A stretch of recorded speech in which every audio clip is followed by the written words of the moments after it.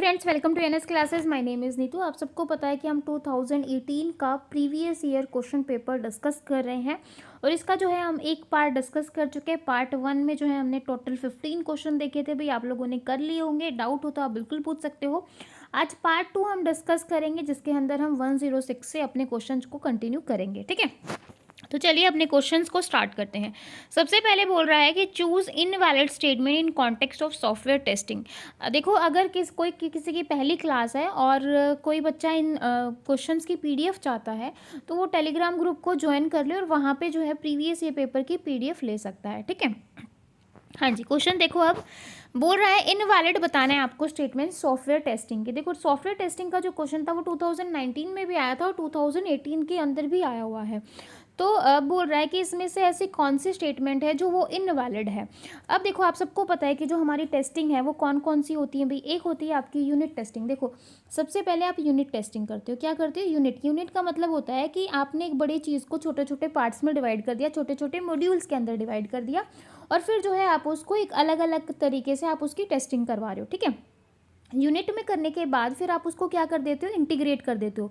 मतलब जो आपने छोटे छोटे टुकड़ों में तोड़ा था, अब उसको क्या कर दोगे? जोड़ दोगे, मतलब उसको एक इंटीग्रेट कर दोगे। ठीक है, इंटीग्रेट करने के बाद फिर आप पूरे सिस्टम की टेस्टिंग करोगे। ठीक है, सिस्टम की टेस्टिंग करने के बाद जो आपका यूज़र है आप उसको दे दोगे कि भाई मैंने यूनिट कर लिया, मैंने इंटीग्रेशन कर लिया, जोड़ के फिर मैंने यूज़र को दे दिया और बोलेंगे कि भाई आप देखो, आपने जो सॉफ्टवेयर बनवाया था ये वैसा ही सॉफ्टवेयर है, या अगर आपको कोई प्रॉब्लम लगती है तो आप बता सकते हो। ठीक है, तो वो क्या करेगा? वो चेक करेगा जो भी आपका यूज़र है कि उसने जो जो आपकी रिक्वायरमेंट भेजी थी वो वैसा ही है क्या। तो यहाँ पर सिस्टम की टेस्टिंग हो गई। ठीक है, उसके बाद जो है अगर उसको वो प्रोडक्ट ओके लगता है, अगर वो उसको सॉफ्टवेयर ओके लगता है तो वो क्या करेगा? भी एक्सेप्टेंस करेगा। ठीक है, तो कौन सी टेस्टिंग हो जाएगी? एक्सेप्टेंस टेस्टिंग हो जाएगी।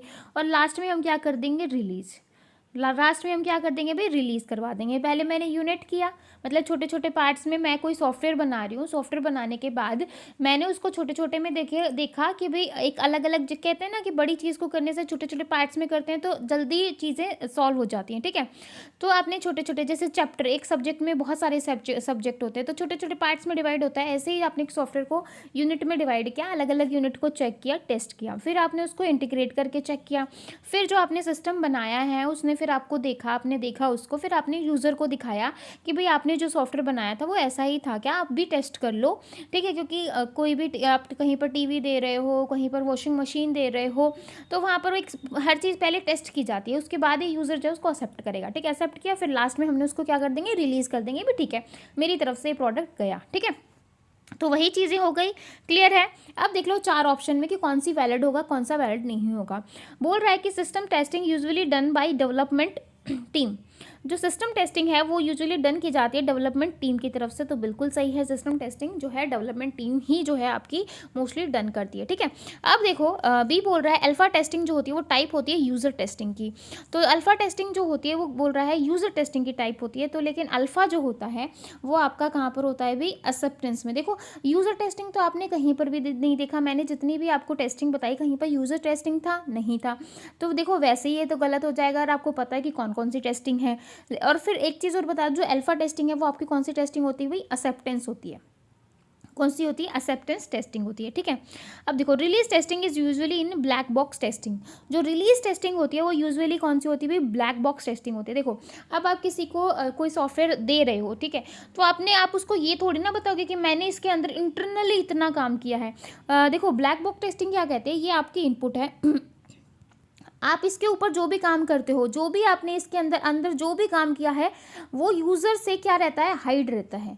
क्या रहता है भाई? हाइड रहता है। जो भी आपने इसके ऊपर काम किया है, जैसे भी आपने काम किया है, वो सारा जो है हिडन प्रोसेस रहेगी, यूज़र को कुछ नहीं पता। उसने सिर्फ अपनी रिक्वायरमेंट दी, यानी कि इनपुट दी, फिर वो आपने उस पर क्या किया यूज़र को नहीं पता और आप जो है उसको आउटपुट दे दोगे, तो ये आपका रिलीज़ नहीं हो जाएगा। अब मैं किसी से टीवी लेकर आई हूँ तो मुझे ये पता है कि भाई मुझे इस तरीके का टीवी चाहिए था भाई, जो है ऐसा टीवी होना चाहिए, ये होना चाहिए। फिर जो आउटपुट क्या, मुझे वैसे ही चीज़ मिल रही है, तो मतलब मेरे लिए तो वो सेटिस्फेक्शन वाली बात है। अब उस टीवी को बनाने में जिन्होंने बनाया वो कैसे बनाया है, उस पर क्या क्या काम किया है, मुझे उस चीज़ से मतलब नहीं है। ठीक है, तो ये वाला जो आपकी ब्लैक बॉक्स टेस्टिंग है वो कहाँ पर होती है भाई? रिलीज टेस्टिंग में। क्लियर है? अब देखो release testing is performed after acceptance testing. तो मैंने अभी इतना बनाया था, पहले हमने यूनिट किया, यूनिट के बाद फिर हमने इंटीग्रेट किया, इंटीग्रेट के बाद मैंने सिस्टम किया, सिस्टम के बाद जो है मैंने एक्सेप्टेंस आ गया, और एक्सेप्टेंस के बाद आपकी क्या आ गई, रिलीज टेस्टिंग। तो रिलीज टेस्टिंग जो होती है वो परफॉर्म होती है एक्सेप्टेंस से, एक्सेप्टेंस टेस्टिंग के बाद ही तो जो है परफॉर्म होती है, तो ये बिल्कुल सही है। अब देखो तो इनवैलिड कौन सा था, ये आपका ट्रू था। अल्फा टेस्टिंग किसकी टाइप है भाई, आपकी किसकी टाइप है भाई, अल्फा टेस्टिंग एक्सेप्टेंस टेस्टिंग की है। यूजर टेस्टिंग तो आपकी कोई होती नहीं है, तो ये स्टेटमेंट आपकी क्या है भाई, इनवैलिड है। बाकी ये भी ट्रू है और ये भी ट्रू है, ठीक है। तो यहाँ पर आपका आंसर क्या आ जाएगा भाई, बी ऑप्शन बिल्कुल सही होगा। क्लियर है। हाँ जी, 107 देखो बोल रहा है MS word document in last line of paragraph. मतलब क्या बोल रहा है, MS वर्ड डॉक्यूमेंट में जो लास्ट लाइन है पैराग्राफ की, मतलब ये पैराग्राफ लिखा है और इसकी जो ये लास्ट लाइन है ना, इसमें left at the bottom, left at the top of the page is called, मतलब लेफ्ट में जो टॉप पे जो पेज होगा उसको आप क्या कहोगे, उसको हम कहते हैं विडो, उसको हम क्या कहते हैं, window. And the first line of paragraph, और जो फर्स्ट लाइन है पैराग्राफ का उसका जो लेफ्ट बॉटम पेज होगा उसको आप क्या कहोगे, ऑर्फेन, ठीक है। तो क्या कहेंगे, ऑर्फेन कहेंगे। तो यहाँ पर जो आपका आंसर आ जाएगा भी ए ऑप्शन बिल्कुल सही होगा। हाँ जी, अब 108 देखो, 108 में क्या बोल रहा है, MS power point shift plus F5। जो देखो शिफ्ट के साथ अगर आप F5 का यूज़ कर रहे हो, आपको शॉर्टकट की बतानी है, ये किस लिए जो है आप यूज़ करवाते हो। तो शिफ्ट प्लस F5 हम यूज़ करते हैं करंट स्लाइड के लिए। किसके लिए, करंट स्लाइड के लिए। अब देखो मैं, अगर आप लोगों ने पावर पॉइंट मुझसे पढ़ा है तो मैंने आपको बताया था, क्या बताया था, देखो आपने सपोज करो मैंने जो है 100 पेज की एक PPT बना दी, 100 पेज की मैंने PPT बना दी, और मैं जो है मैंने PPT बनाने के बाद मैं किसी कंपनी में गई या कहीं पर मैं टीचर एज अ स्टूडेंट लगा लो, मुझे किसी के सामने उसको जो है डिस्क्राइब करना है, ठीक है। तो मैं जब उसको डिस्क्राइब करूँगी ना, तो सपोज करो कि भाई 100 पेज थे, मैंने 50 पेज ही कंप्लीट किए, बीच में क्या हुआ, पावर ऑन ऑफ हो गई, और मतलब कुछ इस तरीके से टेक्निकल एरर आ गई जिससे आपका जो है एक बार कंप्यूटर ऑन ऑफ हो गया। जब आप उसको दोबारा स्टार्ट करोगे तो ऐसा तो नहीं है कि बिल्कुल स्टार्टिंग से स्टार्ट करोगे, कहाँ से स्टार्ट करोगे, जो मतलब 51 स्लाइड पे आप जहाँ पर थे, करंट स्लाइड पे आप जहाँ पर थे वहाँ से स्टार्ट करोगे। तो हम क्या प्रेस करेंगे, शिफ्ट प्लस F5 का, ताकि जो आपका जहाँ से आपने छोड़ा था, जिस करंट स्लाइड पे थे आप वहीं से जो है कंटिन्यू करो। ऐसा नहीं है कि आप दोबारा से 50 फिर से एक्सप्लेन करोगे, ना तो किसी के पास इतना टाइम है कि वो दोबारा से आपकी पूरी प्रेजेंटेशन सुने, ना ही जो है आप खुद जो है ये चाहोगे कि भाई मैं पूरा का पूरा फिर से एक्सप्लेन कर दूं। तो यहाँ पर जो शिफ्ट प्लस F5 है वो यूज़ किया जाता है भाई आपका किस लिए, करंट स्लाइड के लिए। आगे देखो, आगे क्या बोल रहा है, start the slide from the first slide. देखो बोल रहा है कि अगर आपको फर्स्ट स्लाइड से स्टार्ट करना है, मुझे फर्स्ट स्लाइड से स्टार्ट करना है, तो आप कौन सी शॉर्टकट की का यूज़ करोगे भाई, अगर मुझे फर्स्ट से स्टार्ट करना है तो मैं F5 का यूज़ करूँगी, ठीक है। Close the running slide show, आपको क्लोज करने के लिए आप कौन सी की का यूज़ करते हो, एस्केप का। आपको देखो साइड में इस तरीके का रहता है जहाँ पर एस्केप की लिखी रहती है, तो जब आप एस्केप की जो है प्रेस कर दोगे तो जो आपकी स्लाइड शो हो रहा है, मतलब जो आपका स्लाइड शो चल रहा है, चाहे वो पूरा हुआ हो या ना हुआ हो, आप एस्केप की प्रेस करते ही वो क्या हो जाएगा अभी, क्लोज हो जाएगा। डी ऑप्शन देखो, go back to first slide during running the slide show, मतलब आपका जो स्लाइड शो है वो रन हो रहा है और आपको फर्स्ट स्लाइड पर जाना है, तो क्या करोगे भाई, ये जो एरो की होती है ना, ऊपर वाली, नीचे वाली, लेफ्ट वाली, राइट वाली, जब आप इनको प्रेस करोगे तो ऑब्वियसली आप फर्स्ट पे चले जाओगे। तो ये था आपका पूरा, आई होप आपको अच्छे से समझ में आया होगा। अब वो देखो 109 में क्या बोल रहा है कि आपके पास एक बुलियन फंक्शन है और इसका आपको कॉम्प्लीमेंट करना है। देखो कॉम्प्लीमेंट तो हम कई बार कर चुके हैं, लास्ट जो है 2019 में भी किया था, तो ये तो आपको आराम से समझ ही आ गया होगा। कॉम्प्लीमेंट में क्या करते हैं, देखो जिसका कॉम्प्लीमेंट नहीं है, ये ए है, अगर इसका कॉम्प्लीमेंट नहीं है तो इसका कॉम्प्लीमेंट कर देते हैं, अगर प्लस है तो उसको मल्टीप्लाई का यानी कि डॉट कर देंगे, यानी कि अगर और है तो उसको एंड में चेंज कर देंगे, एंड है तो और में चेंज कर देंगे। और का मतलब होता है प्लस और एंड का होता है यानी कि मल्टीप्लाई, ठीक है। और अगर ए बार है तो हटा देंगे, अगर ए बार नहीं है तो ए बार लगा देंगे। तो यही होता है जब हम इसको क्या करवाते हैं, कॉम्प्लीमेंट करवाते हैं। हाँ जी, अब यहाँ पर देखो, ये देखो पहले ए प्लस बी सी को सॉल्व करते हैं। मैंने ए प्लस बी सी को सॉल्व किया, ए का कॉम्प्लीमेंट है, नहीं है, कर देते हैं। प्लस मैंने किस में चेंज किया था, डॉट में, अगर प्लस है तो डॉट में चेंज हो जाएगा, कर दो भाई। बी के ऊपर बार है, नहीं है, लगा दो भाई, लगा दिया ब्रैकेट में। अब यहाँ पर डॉट है तो किस में चेंज हो जाएगा, प्लस में। सी के ऊपर बार है, नहीं है, लगा दो, लगा दिया, ठीक है। अब देखो पी क्यू, अब देखो इनके बीच, इन दोनों के बीच में क्या है, डॉट है, लेकिन डॉट होगा तो हम क्या लगाएंगे भाई, प्लस लगाएंगे, लगा दिया। अब देखो पी के ऊपर क्या है, कुछ नहीं है, तो पी के ऊपर बार लगा दिया। क्यू के ऊपर, फिर अब इन दोनों के बीच में क्या है, डॉट है, तो मैं क्या लगा दूंगी, प्लस लगा दूंगी। फिर क्यू के ऊपर बार है, नहीं है, लगा दो। अब देखो प्लस प्लस है तो क्या लगा देंगे, डॉट लगा देंगे, तो हम क्या कर देंगे, इसको ब्रैकेट में कर देंगे। और आर, आर के ऊपर बार नहीं है तो क्या लगा देंगे, आर बार। हाँ जी, अब देख लो कौन से ऑप्शन में है ये, कौन से ऑप्शन में है भाई ये, देखो ए बार बी बार प्लस सी बार, ए बार बी बार प्लस सी बार, बी ऑप्शन देखो। फिर मैंने बीच में प्लस का साइन लगाया, फिर मैंने किया B bar plus Q bar और फिर आपका आर बार, तो यहाँ पर बी ऑप्शन जो है आपका बिल्कुल सही रहेगा। देखो सीधा सा होता है, कॉम्प्लीमेंट नहीं है तो कॉम्प्लीमेंट लगा दो, कॉम्प्लीमेंट है तो कॉम्प्लीमेंट हटा दो, प्लस है तो डॉट लगा दो, डॉट है तो प्लस लगा दो, सिर्फ यही करना होता है कॉम्प्लीमेंट के अंदर। और यहाँ से एक क्वेश्चन आपके एग्जाम में आपको बिल्कुल देखने को मिलेगा। हाँ जी, 1110 देखो, 1110 में क्या बोल रहा है, print quality of printer is given in dash and printing speed is given in, देखो बोल रहा है प्रिंट क्वालिटी, जो प्रिंटर की जो क्वालिटी है उसको आप किस में मेजर करते हो, तो उसको आप करते हो डॉट पर इंच में। किस में करते हैं, डॉट पर इंच में करते हैं। देखो पिक्सल होता है, जितने पिक्सल्स आपके आसपास होंगे उतनी ही क्वालिटी अच्छी रहती है, यही मानी जाती है। तो डॉट मतलब पिक्सल्स में आपके क्या रहते हैं, डॉट रहते हैं, तो इसलिए जो है उसकी क्वालिटी को किस में मेजर कर किया जाता है, डॉट पर इंच में किया जाता है। किस में किया जाता है, डॉट पर इंच में, ठीक है, क्योंकि क्वालिटी आपकी किस पे डिपेंड करती है, डॉट के ऊपर, ठीक है। तो डॉट पर इंच हो गया, यानी कि DPI हो गया। अगर DPI की फुल फॉर्म आए तो लिख देना, ठीक है। प्रिंटर की क्वालिटी किस में मैच होगी, DPI में। और प्रिंटर की जो स्पीड है वो किस में मैच की जाती है, देखो प्रिंटिंग की जो स्पीड है वो प्रिंटिंग में क्या करवाते हो आप, क्या प्रिंट करवाते हो, पेज ही तो प्रिंट करवाओगे। तो कितने पेज, कितना जो पेपर है, मतलब आप पेपर, मतलब पेपर पेज, पेपर ही तो होते हैं, तो कितने पेपर पर मिनट में जो है वो प्रिंट हो रहे हैं उसके ऊपर होगा। तो पेपर पर मिनट यानी कि PPM। क्लियर है। अब देख लो भाई कहाँ पर है ये, अब देखो डॉट पर, यहाँ पर नहीं है, डॉट पर इंच यहाँ पर नहीं है, क्योंकि आगे सबसे पहले डॉट पर इंच आएगा। अब दो ऑप्शन में है तो पहले डॉट पर इंच है, रोटेशन तो कुछ होता ही नहीं है, पेपर पर इंच करते हैं, तो यहाँ पर आपका सी ऑप्शन सही होगा भाई। क्या होगा भाई, सी ऑप्शन बिल्कुल सही होगा, ठीक है। हाँ जी, 1111 देखो, यानी कि आपका 21वां क्वेश्चन है ना, बोल रहा है dash is a new feature बताना है इंट्रोड्यूस इन विंडोज 7, मतलब विंडोज 7 का न्यू फीचर इंट्रोड्यूस हुआ है विच हाइड्स ऑल ओपन विंडो। क्या कर लेता है, जितनी आपकी ओपन विंडो शो हो रही हैं उनको क्या कर लेगा, हाइड कर लेगा। To show the desktop shortcut key to use this feature, ये जो फीचर है ये आप कहाँ पर यूज़ करवाते हो भी, कहाँ पर यूज़ करवाओगे। क्या बोल रहा है कि जो आपका फीचर्स है,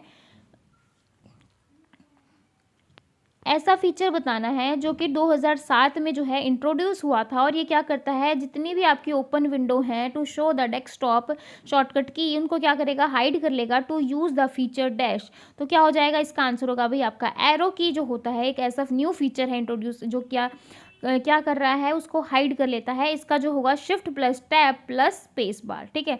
तो स्पेस बार जो है इसका क्या हो जाएगा भाई, शॉर्टकट की हो जाएगा। तो यहाँ पर डी ऑप्शन आपका बिल्कुल सही होगा, ठीक है। हाँ जी, 22वां क्वेश्चन देखो, in context of requirement analysis in software engineering which of the following is not a type of non functional requirement.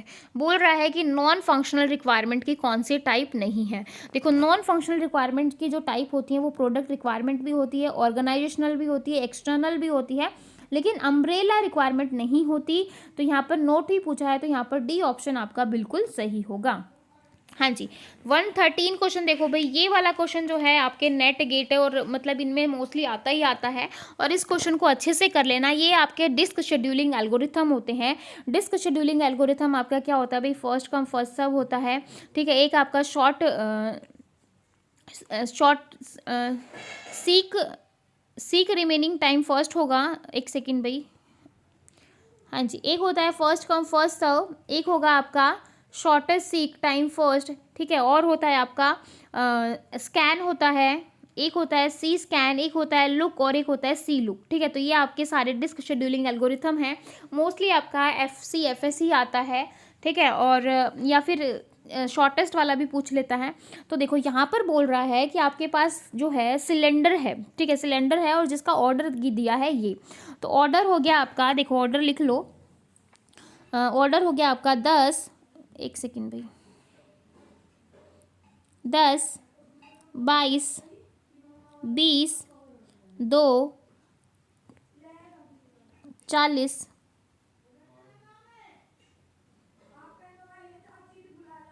6, 38। ठीक है, तो ये क्या है, सीक्वेंस है भाई, फिर से लिख देती हूँ, सीक्वेंस नहीं लग रहा। ठीक है, तो सीक्वेंस तो आपका यहाँ से देख ही लेते हैं। चलो हेड, हेड देखो आपका हेड कहाँ पर है, 20 पर। ठीक है, और आप जो है क्या निकालना है, फर्स्ट कम फर्स्ट सर्व। तो बना लो भाई, सिलेंडर बना लेते हैं एक बार, इसको हम असेंडिंग ऑर्डर में लिख लेंगे।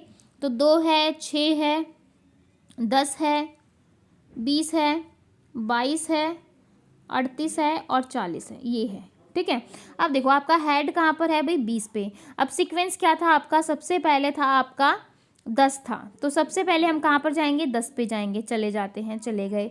ठीक है, 10 के बाद कहाँ पर जाएंगे, 22 पर, चले गए।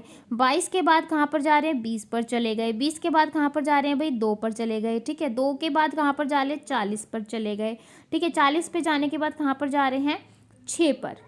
ठीक है, 6 पर चले गए। 6 पर जाने के बाद कहाँ पर जा रहे हैं, 38 पर। ठीक है, तो ये आपका सीक्वेंस था। तो 10 से 20 पे गए, 10 हो गया। ठीक है, फिर आप 10 से 22 पे गए, 12 हो गया। फिर 22 से 20 पे आए, 2 हो गया। ठीक है, फिर 20 से 2 पर आए, 18 हो गया। ठीक है, फिर 2 से 40 पे गए, 38 हो गया। ठीक है, फिर आप 40 से 6 पर आए, 34 हो गया। ठीक है, उसके बाद 6 से आप 38 पे गए, 32 हो गया। ठीक है, तो आप अब इन सब का टोटल करोगे, देखो 12 और 10, 22। ठीक है, 22 और 20, 22 और 20 कितना हो जाएगा, 42। ठीक है, 42 और 38, 34 और 32, इन सब का आप टोटल करोगे तो आपका आएगा 146। कितना आएगा भाई, 146। अब 146 आ गया। अब क्वेश्चन को आगे पढ़ो। देखो, if the seek time is 6 ms पर सिलेंडर, मतलब एक सिलेंडर का जो है वो कितना आया, 146। और बोल रहा है सीक टाइम क्या है, कि हर एक सिलेंडर का 6 ms है, तो हर एक सिलेंडर को किससे मल्टीप्लाई कर देंगे, 6 से मल्टीप्लाई कर देंगे। तो 6 से मल्टीप्लाई करने के बाद टोटल सीक टाइम आ जाएगा। टोटल सीक टाइम क्या होगा भाई, 6 6 36, 3 6 चौक 24, 24 और 3 27, 2 6 कम 6 और 2 8, यानी कि कितना आ गया, 876 ms। तो देख लो भाई ऑप्शन में है क्या, तो यहाँ पर 876, यानी कि डी ऑप्शन जो है आपका बिल्कुल सही है। ठीक है, हाँ जी। हाँ, 114 क्वेश्चन देखो, देखो ये वाले क्वेश्चन आपके आते ही आते हैं, सम वाला क्वेश्चन आएगा ही आएगा। तो यहाँ से जो क्वेश्चन आएंगे, 89D प्लस 2549, इसको जो है आपको डेसिमल जो है आपको जमा करना है। लास्ट हमने 2019 के पेपर में किया था, तो वहाँ पर जो बेस था वो सेम था, यानी कि हेक्साडेसिमल था, लेकिन यहाँ पर बेस डिफरेंट है। देखो बेस डिफरेंट है तो आपको बेस जो है वो सेम करना पड़ेगा, या तो इसको हेक्सा में चेंज कर लो या फिर इसको डेसिमल में चेंज कर लो। तो भाई एक ही बात है, हम इस हेक्सा को डेसिमल में चेंज कर लेते हैं। ठीक है, तो 89D को डेसिमल में चेंज करेंगे तो क्या आ जाएगा भाई, क्या आएगा भाई, डी आपका क्या होता है, 13, 13 इंटू 16 की पावर 0 प्लस 9 इंटू 16 की पावर 1 प्लस 8 इंटू 16 की पावर 2। हाँ जी, 16 16 16 क्या होता है, 256, क्या होता है, 256 इंटू 8, फिर 16 निमा 144, और ये आपका 1 हो जाएगा तो प्लस 13 आ जाएगा। तो 256 अट्ठा होगा 2048 जमा में 256 जमा में, सॉरी 256 तो हो ही गया, 256 नहीं होगा, एक सेकेंड, 256 नहीं होगा भाई, क्योंकि 256 की तो मल्टीप्लाई कर दी ना 8 से, तो 2048 आ गया। अब हो जाएगा 144, 144 में 13 ऐड करेंगे तो 4 और 3, एक सेकेंड, 4 और 3 7 आ जाएगा और 5 आ जाएगा। तो 157 को 2048 में ऐड करेंगे तो आपका कितना आ जाएगा, 2255, क्या आ जाएगा, 2255 का बेस 10। हाँ जी, अब ऐड कर लेते हैं क्योंकि दोनों ही डेसिमल में हो गए, तो मेरे पास आया 2255 का बेस 10 प्लस 259 का 10। ऐड करवा लो भाई, कर दो ऐड, 2255 और 259। हाँ जी, 9 5 14 कर लेते हैं, 1 5 और 5, 5 और 5 10, 11 5 और 2। ठीक है, तो ये जो है एक सेकेंड भाई,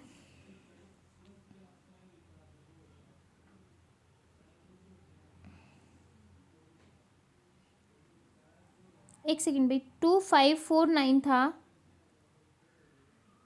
2549, अभी मैंने 259 ले लिया, 2549 है। एक सेकंड फिर से ऐड करते हैं, है ना, तो गलती से थोड़ा गलत ऐड हो गया। 2254 और आपका क्या है भाई, 2254 तो आपका हेक्सा का आया था, और 2549 ऐड कर दो।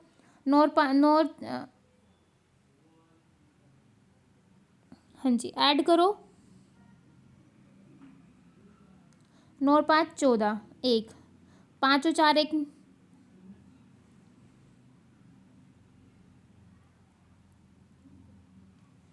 9 और 1 10, 5 और 2 7, 8 और 2 2 4, तो आपका क्या आ जाएगा 4804। क्या आ जाएगा 4804।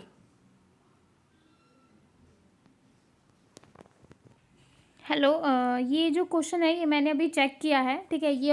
ये जो मैंने यहाँ पर लिया है ये किसी बुक में से जो है कॉपी स्कैन करके लिए, क्योंकि जितने भी मेरे पास प्रीवियस ईयर क्वेश्चन पेपर थे उन पे जो है आंसर लगे हुए थे, इसलिए मुझे लगा कि साफ़ सुथरे ही मैं आपको पेपर जो है एक्सप्लेन करूँ। तो यहाँ पर इस बुक में जो है मिस प्रिंट हो रखा है भाई। यहाँ पर ये क्वेश्चन जो है वो 259 है। क्या है 259 है, क्योंकि अगर हम इस क्वेश्चन को सॉल्व करते रहे तो इसका जो आंसर है कोई भी नहीं रहेगा, क्योंकि यहाँ पर जो स्टेटमेंट है वो बाई मिस्टेक गलत हो रखे, यानी कि बुक का है ये, तो ऑब्वियसली बुक ने जो है यहाँ पर 4 को एक्स्ट्रा जो है यहाँ पर प्रिंट कर दिया, ठीक है। तो देखो जब हमने 89D को जो है आपका 89D को हेक्साडेसिमल को जब हमने डेसिमल में चेंज किया तो आपका आया था 2205, ठीक है। 2205 आया था भाई, ठीक है। 2200 कितना आएगा 5 आएगा, ठीक है। 2255 नहीं आएगा, 2205 आएगा, करके देख लेना। अभी मैंने सॉल्व करके ही देखा है। और 2205 में जब यहाँ पर ये 4 नहीं है, 2205 में जब हम 259 को ऐड करेंगे, यानी कि नौ, क्योंकि दोनों का ही बेस 10 है, तो 9 और 5 14, यानी कि 1, और फिर 5 और 1 6, 2 और 2 4, और 2 और 2 4, ठीक है। तो यहाँ पर जो आपका आंसर आ जाएगा वो क्या आ जाएगा अभी, सी ऑप्शन सही होगा। ये क्वेश्चन गलत था, इस वजह से मुझे भी कन्फ्यूज़न हो रही थी, ठीक है। तो यहाँ पर आप इस क्वेश्चन को ठीक कर लेना, दीपक इस क्वेश्चन को ठीक कर लेना, ठीक है। बाकी आप 2018 के पेपर में देखोगे तो ऑब्वियसली वहाँ पर आपको 259 ही दिखेगा, ठीक है। क्लियर है भाई, इस क्वेश्चन में थोड़े से हम टाइम लग गया। अब नेक्स्ट क्वेश्चन देखते हैं 115 वाला। हाँ जी, 115 में बोल रहा है कि what is the output of MS Excel function ceiling for 1.3। क्या है 1.3, ठीक है। तो जो है सीलिंग आपको फंक्शन बताना है, ये आपका कहाँ पर एक्सेल का क्वेश्चन है, और इसका सीलिंग का यहाँ पर मतलब क्या होता है वो देख लो। देखो सीलिंग का मतलब होता है राउंड ऑफ बताना। राउंड ऑफ क्या कि जो है आपका है 4.1,3, है ना, यही है 41.1,3। तो यहाँ पर ये जो है ये नंबर है, और ये जो है ये एक सिग्निफिकेंस है। ये क्या है, ये आपका नंबर है, और ये 3 जो है यहाँ पर क्या है सिग्निफिकेंस। और यहाँ पर हमें वो राउंड ऑफ चीज़ बतानी है कि ताकि हम इसको क्या कर सके 3 से डिवाइड कर सके। क्या कर सके 3 से डिवाइड कर सके। राउंड का मतलब है कि हम जो है नियरेस्ट वाली चीज़ बतानी है। तो देखो एक चीज़ ध्यान रखना, यहाँ पर ये एक एग्जांपल से बताती हूँ। ये आपका नंबर है और ये आपका सिग्निफिकेंस है, ठीक है। और राउंड ऑफ यहाँ पर देखो सपोज करो 10 है और ये 3 है, ठीक है। सपोज करो ये 10 है, ये 3 है ना। तो यहाँ पर ये बोल रहा है कि 10 में मैं ऐसा क्या राउंड ऑफ करूँ कि 3 से डिविजिबल हो जाए। ऑब्वियसली 12 कर दूंगी तो क्या हो जाएगा 3 से डिविजिबल हो जाएगा, ठीक है। तो क्लियर है, ये करना है आपको। ऐसे ही मैं अगर यहाँ पर 7 ले लूँ और यहाँ पर 3 लूँ तो आप सोचोगे कि अगर मैं इसमें से मैं x माइनस कर देती हूँ, क्या कर दूँ माइनस कर दूँ, यानी कि 6 कर दूँ, तो ये 3 से डिवाइड हो जाएगा, है ना। तो देखो इसमें जो है हम सारी ऊपर वाली लेते हैं, हम नीचे नहीं जाते, डाउनवर्ड नहीं जाते, हम अपवर्ड ही जाते हैं। तो 7 को हम क्या कर देंगे 9 कर देंगे। 7 आपका 6 नहीं होगा, 7 आपका क्या होगा 9 होगा। तो जब आप इस टाइप का सीलिंग दे रखा तो आप समझो आपको जो है ऊपर ही जाना है, आपको बैकवर्ड नहीं जाना।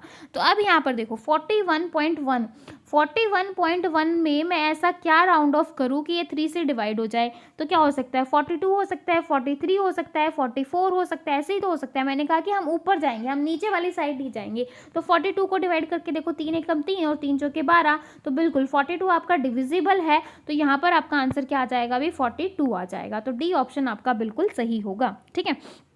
अब देखो 116 क्वेश्चन बोल रहा है ऑन डिवाइडिंग, आप डिवाइड करवा रहे हो इस नंबर को इससे डिवाइड करवा रहे हो और बोल रहा है क्वोशंट और रिमाइंडर। ठीक है, क्वोशंट और रिमाइंडर जो है आपको बताना है। तो देखो डिवाइड करेंगे तो इससे बेटर है कि हम इसको जो है, ये बाइनरी है, बाइनरी से हम किस में चेंज कर ले, डेसिमल में। ठीक है, डेसिमल में चेंज कर लेंगे तो थोड़ा ईजी हो जाएगा इसको चेंज, इसको डिवाइड करना।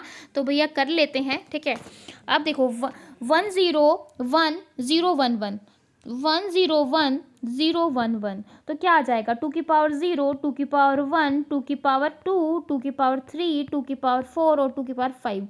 2 की पावर 5 को 1 से करेंगे 32 आ जाएगा, 2 की पावर 4 को 0 से करेंगे 0 हो जाएगा, 2 की पावर 3 को 1 से करेंगे तो 8 हो जाएगा, 2 की पावर 2 को 0 से करेंगे तो क्या हो जाएगा 0 हो जाएगा, 2 की पावर 1 को 1 से करेंगे तो 2 हो जाएगा, 2 की पावर 2 0 0 क्या होता है 1 होता है, तो 1 को 1 से करेंगे तो 1 हो जाएगा। तो 40 40 और 2 42, 42 और 1 43, यानी कि यहाँ से तो आ गया 43। और 1 1 क्या होता है 1 1 देख लो भाई, देखो 1 1 को करेंगे तो क्या आ जाएगा 2 की पावर 0, 2 की पावर 1, तो 2 की पावर 1 जो है आपका क्या हो जाएगा 2 और 2 की पावर 0 क्या होता है 1 होता है, तो 3। यानी कि जो है 43 को हमें किससे डिवाइड करना है 3 से, कर लेते हैं। तो ये आपका 43 है और 3 से डिवाइड कर दो, 3 एकम 3 और बच गया 1 13, 3 चौके 12, ऐसे डिवाइड करते हैं। तो रिमाइंडर आपका क्या रहा भाई 1 और क्वोशंट आपका क्या रहा 14। तो रिमाइंडर क्वोशंट आपका क्या हो गया 14 और रिमाइंडर आपका क्या हो गया 1। तो 1 को आप क्या लिखोगे भाई, 1 को तो आप 1 ही लिखोगे बाइनरी में, है ना। तो ज़्यादा करोगे तो 0 1 लगा दोगे, है ना। तो बाइनरी है तो 0 1 ही लेंगे। आप 14 को क्या लिखेंगे, 14 को क्या लिखेंगे भाई, या तो आप डिवाइड कर लो, 2 सत्ते 14, 0 2 तिया 6, 1 2 एकम 2 1, तो क्या आ जाएगा 1 1 1 0 ट्रिपल 1 और 0, तो ये आपका क्या हो गया 14 हो गया। और 1 को क्या लिखोगे 1 ही लिखोगे, देख लो भाई कौन से ऑप्शन में है, तो 000 1 और 1, तो यानी कि ए ऑप्शन आपका यहाँ पर बिल्कुल सही होगा। क्या होगा भाई, ए ऑप्शन आपका यहाँ पर बिल्कुल सही होगा। ठीक है, हाँ जी। नेक्स्ट क्वेश्चन देखो 117 वाला क्वेश्चन बोल रहा है which of the following is not an early mechanical calculating device.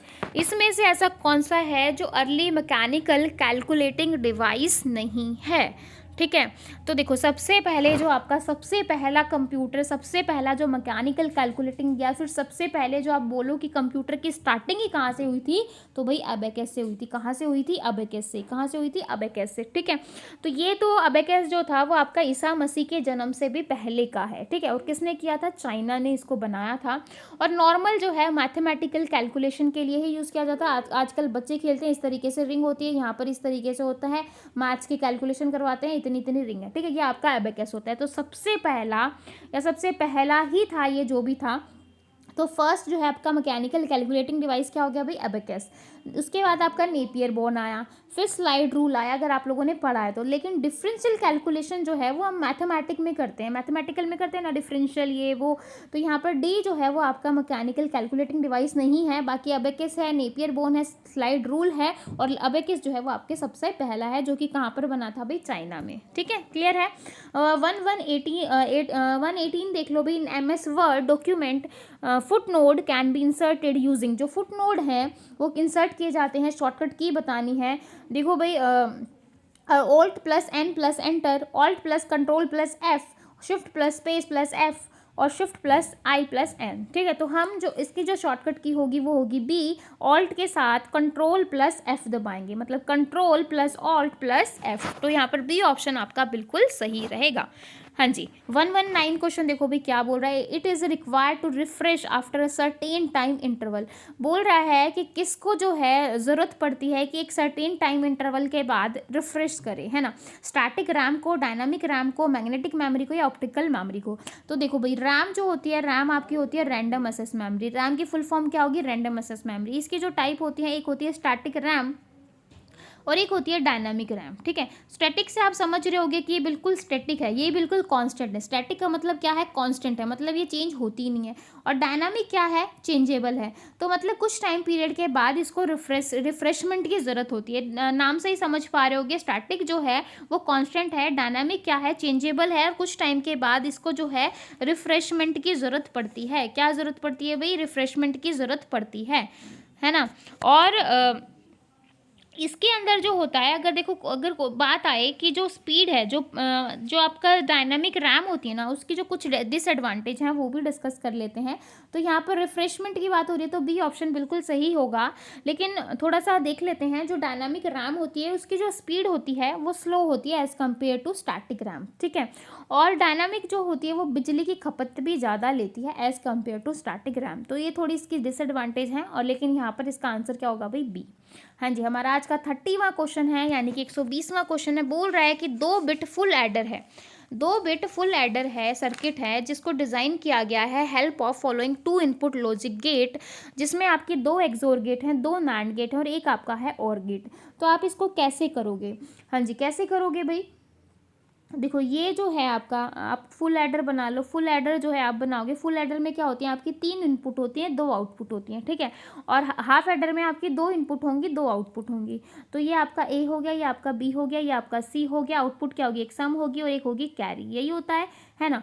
तो सबसे पहले आप 3 3 इस तरीके से दो, फिर 3 3 इस तरीके से, 0 1 0 0 1 1 इस तरीके से जब आप करोगे ना, देखो जब आप करोगे ना तो देखो आप करके देख लेना इसको। वैसे मैंने करवाया भी है तो आप वहाँ पे जाके भी देख सकते हो। तो देखो, सम की जो आउटपुट आएगी वो क्या आएगी, सम की आउटपुट आएगी ए एक्सोर बी एक्सोर सी, है ना। इतनी बड़ी स्क्रीन नहीं है जो मैं आपको बोर्ड पे बहुत अच्छे से समझा पाती। तो यहाँ पर देखो, सम जब आप करोगे ना, इस तरीके से निकालोगे, जहाँ जहाँ 1 आएगा जब आप लिखोगे, तो जब हम इसको सॉल्व करेंगे तो आपके पास आएगा ए एक्सोर बी एक्सोर सी, इस तरीके से आ जाएगा। तो यहाँ पर देखो 2 एक्सोर गेट यूज़ हो रहे हैं, एक तो ए बी के लिए यूज़ हो रहा है, एक हो रहा है सी के लिए। तो समझ लो 2 एक्सोर गेट। तो 2 एक्सोर गेट आपके कहाँ पर यूज़ हो रहे हैं, डी में नहीं हो रहे, सी में नहीं हो रहे, और बी में तो नॉर गेट यूज़ हो रहा है। बचा आपका ए में आपके 2 एक्सोर गेट हो रहे हैं। और जब हम डिफरेंस निकालेंगे ना, यानी कि जब हम कैरी निकालते तो कैरी आपका A B plus B C plus C, इस तरीके से जो है आपको कैरी की आउटपुट मिलती है, ठीक है। तो जब आप इसको करोगे तो यहाँ पर जो है आपके 2 नैंड गेट हो जाएंगे और एक जो है वो आपका जब हम कैरी की आउटपुट आपको क्या मिलेगी भी, कैरी की आउटपुट देख लेते हैं क्या मिलने वाली है आपको, एक सेकेंड। हाँ जी, तो हम जब हम सम वाला करेंगे तो वहाँ पर आपके 2 एक्सोर गेट, मतलब किस तरीके से बनेगा वो देखो, आप किस तरीके से इसको सॉल्व करवा पाओगे। आपने ए बी सी 3 लिए, ठीक है, ये आपका एक एक्सोर गेट लगा ए बी के लिए, ठीक है, ए बी के लिए आपका एक एक्सोर गेट लग गया। फिर जो है इस तरीके से इसकी आउटपुट जाएगी यहाँ पे, फिर हम इसको एक एक्सोर लगाएंगे यहाँ पर, ठीक है, 2 एक्सोर गेट हमने यूज़ किए। उसके बाद फिर आपकी सी की आउटपुट जाएगी इसके अंदर, ठीक है। तो आपका ये ए एक्सोर बी एक्सोर वाला सी यहाँ पर सम की आउटपुट आ गई। उसके बाद जो है ये आपका ए बी और सी हो गया, ठीक है। उसके बाद आपका एक एंड गेट, यहाँ पर 2 एंड गेट लगेंगे और साथ में जो है आप एक और गेट को यूज़ करोगे, ठीक है। तो इस तरीके से आप यूज़ करोगे और यहाँ से जो ए और बी है वो यहाँ से जाएगा, ठीक है, फिर सी से आपका यहाँ पे जाएगा। तो मतलब इस तरीके से जो है आप यहाँ पर इसको सॉल्व करोगे, ठीक है। बाकी जब आपका पेपर हो जाएगा तो मैं इसको अच्छे से एक्सप्लेन करवा दूँगी। अभी जो है हमारे पास बहुत ही कम टाइम है क्योंकि हमें बाकी भी चीज़ें काफ़ी सारी सॉल्व करवानी है। तो बस आप इतना समझो कि जब हम ए एक्सोर बी एक्सोर सी करवाएंगे तो आप 2 एक्सोर गेट का यूज़ करोगे, ठीक है। ये आपकी सम की आउटपुट हो गई। तो A B plus B C plus C A, ये आपकी कैरी की आउटपुट होती है। तो जब आप इसको और इनको जब आप करवाओगे तो जो आपको 2 एक्सोर गेट, 2 नैंड गेट और एक और गेट लगेगा इसको इम्प्लीमेंटेशन करने के लिए फुल एडर को। तो यहाँ पर ए ऑप्शन आपका बिल्कुल सही होगा, ठीक है। तो इसी के साथ जो है हमारे 30 क्वेश्चन होते हैं कंप्लीट। 30 क्वेश्चन जो है हम नेक्स्ट वीडियो में डिस्कस करेंगे। तो आई होप जो है आप क्वेश्चन को अच्छे से समझ रहे होगे। डाउट आता है तो बिल्कुल पूछो, और अगर वीडियो अच्छी लगती है तो बिल्कुल एक लाइक तो बनता है ना, तो बिल्कुल कर सकते हो और शेयर कर सकते हो अपने फ्रेंड्स के साथ। और चैनल को अगर सब्सक्राइब नहीं किया है तो कर दो, ठीक है, ताकि वीडियोस आएँ तो आपको तुरंत पता चलता रहे। तो फिर मिलेंगे ऐसी नई वीडियो के साथ, और कमेंट भी बिल्कुल करना, ठीक है। तो फिर मिलेंगे नई वीडियो के साथ, तब तक के लिए बाय एंड थैंक यू।